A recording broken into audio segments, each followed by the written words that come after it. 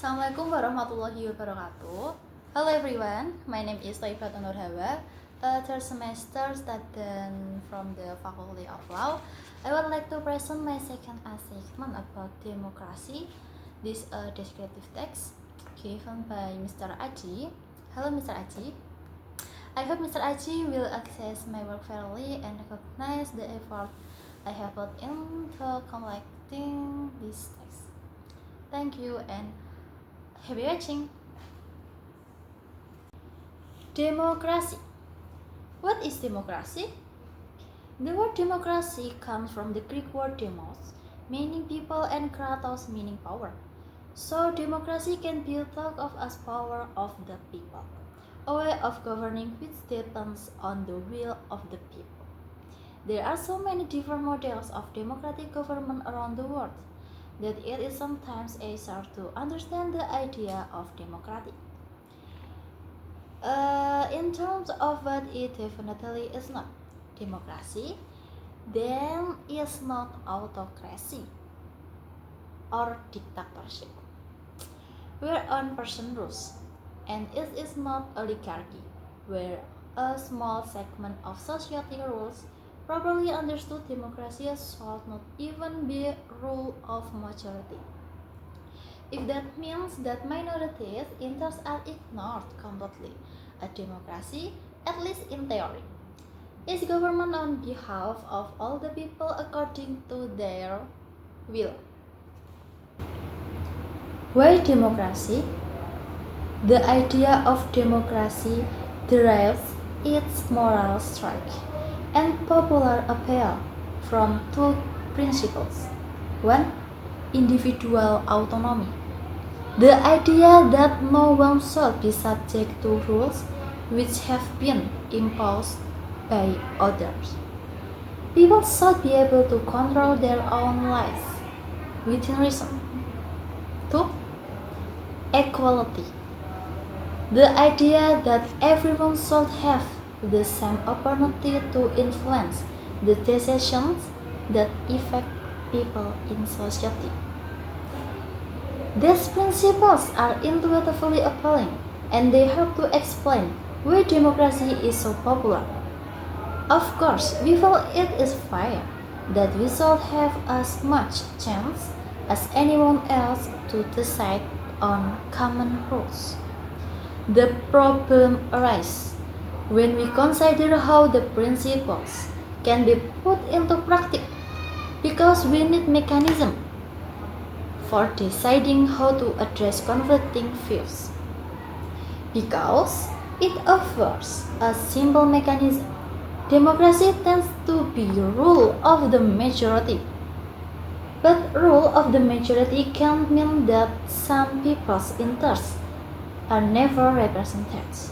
A more genuine way of representing anyone's interest is to use decision making by consensus, where the aim is to find common point of interest. And point number 3, the development of democracy, ancient history.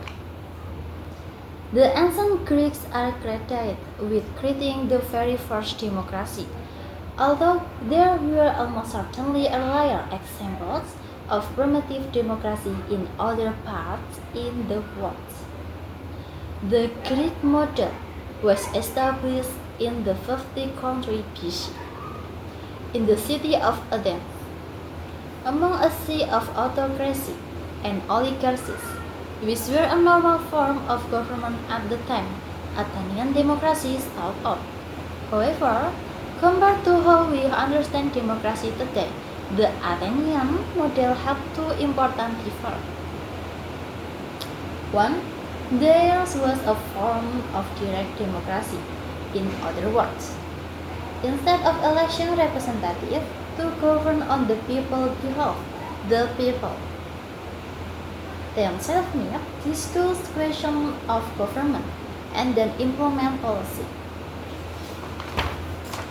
2. Such a system was possible partly because the people was a very limited category.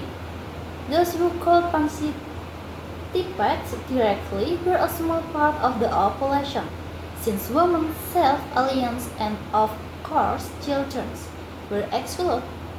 The number of participants were still far more than in a modern democracy, perhaps 50,000 males engaged directly in politics out of a population of around 300,000 people.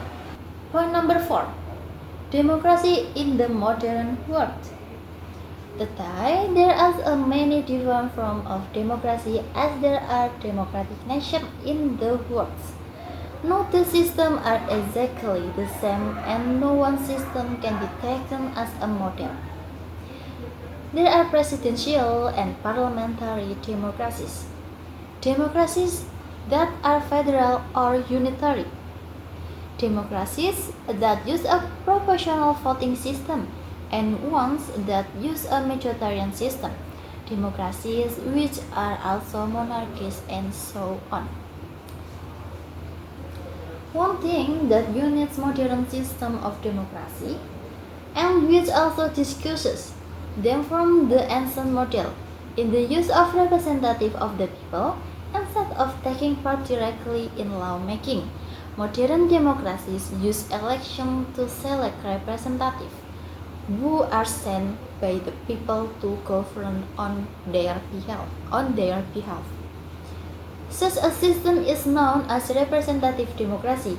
It can lay some claim to being democratic because it is, at least to some degree, based one and two principles above, equality of all, one person, one vote, and the right of every individual to some degree of personal autonomy. Last but not least, point number 5. Improving democracy. People often talk about countries becoming democracies once they start to have relatively free and open elections. But democracy includes far more than just elections, and it really makes more sense to think about the will of the people idea rather than about institutional or voting structures when we are trying to access how democratic a country is. Democracy is better understood as something that we can always have more or less of, rather than just something that either is or is not. Democratic system can really always be made more inclusive, more relative of more people's wishes, and more responsive to their influence. In other words, there is room to improve the people part democracy by including more people in decision making. There is also room to improve the power or will part of democracy. By giving the people more real power, struggles for democracy throughout history have normally concentrated on one or the other of these elements. Today, in most countries of the world, women do have to vote, but the struggle has been won only relatively recently. New Zealand is said to be the first country in the world to have introduced universal suffrage in 1893. Although even here, women were only granted in right to stand for parliament in 1919. Many countries have granted women the right to vote first of all, and only several years later have allowed them to stand for elect office. Saudi Arabia has only granted women the power to vote in election in 2011. Today, even in established democracies, there are other sections of society which commonly include immigrants, migrant workers, prisoners, and children who are not given the right to vote, even though many of them make pay taxes and all are obligated to obey the laws. of the lens. So everyone, I just say thank you to everyone who has taken the time to watch this video. I secondly welcome any corrections, critique or suggestions. I hope Mr. Aji can see my dedication to this assessment and that my efforts will be reflected in the criteria itself. I apologize that this video is made in parts because I did not have enough time to create it all at once.